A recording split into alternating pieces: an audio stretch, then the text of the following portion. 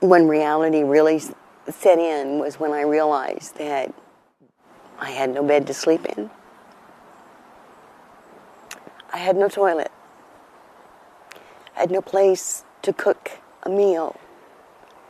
I couldn't watch television. I couldn't even watch the news. I couldn't close the door, to lock it, to go to sleep. You have no place to sit. You absolutely have nothing. You feel the cold. And when you have an apartment or a house, you can at least jack up the heat. Sleeping out on the streets, about 4 o'clock in the morning is when it gets the coldest. And that's when it becomes almost icy. And from about 4 to about 7, until the sun starts to come up, you freeze. And I don't care how many sleeping bags you've got, it's cold because the dew becomes so heavy that you get wet. I worked for a large, major Microsoft company and had a very good job. Wound up having some medical issues, which wound up putting me on disability. The insurance company that was supposed to pay me kept referring to paperwork that they needed, or they needed some other kind of information. And when they would receive it, they would say either they lost it or they didn't receive it. And so for 4 months, I didn't get paid. So in the interim, I lost my apartment and lost everything because there was no place to go and there's no money. So what do? You wind up on the street. The company that I worked for 9 years. And for 9 years, I paid for long-term disability. They should be paying me. And they're not paying me a dime. Trying to live in a tent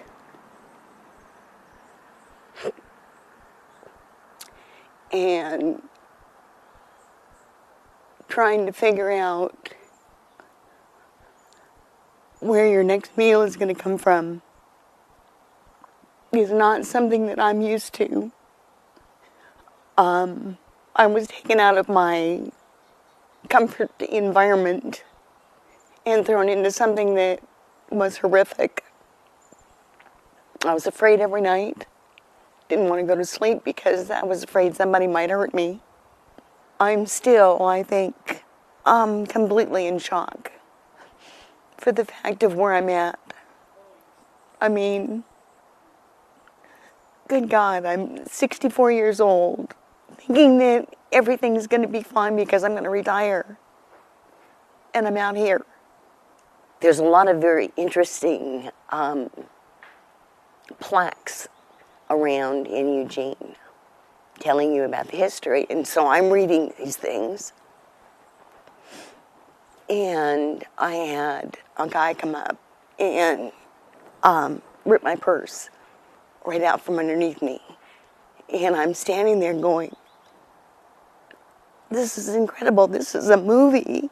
This isn't real. This can't be real. None of this can be real. I feel like I'm in a nightmare. And I can't wake up. I didn't know how difficult it was for homeless people.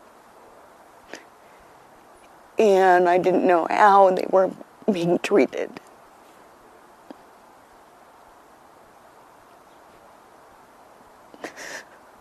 Now I'm being treated like that.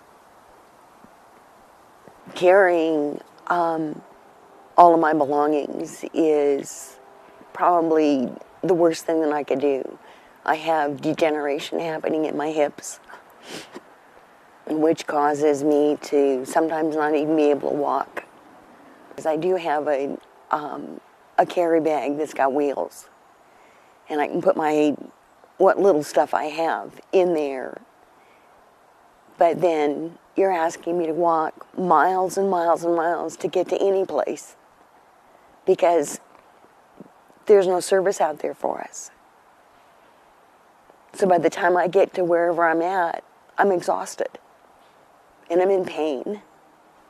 You try to find people, other people that are homeless, to have some kind of feeling of comfort so that you're not alone. Because with people like, if you've got more than one person there, you've got a chance of survival or of not being mugged. So I've met some very interesting people and very loving people that have, you know, gone into their pockets and said, you know, here's a candy bar. That's all I have, but you can have it.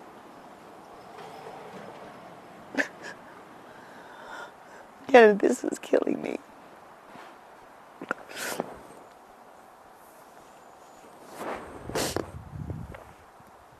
I have this fear that something's going to come, something's going to happen that might take my life. Because women out on the streets do not last. I just heard of 2 of my friends died. And one of them was stabbed.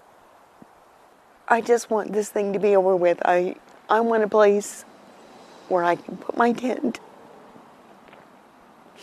and be able to sleep at night and not be afraid that somebody's going to try to hurt me.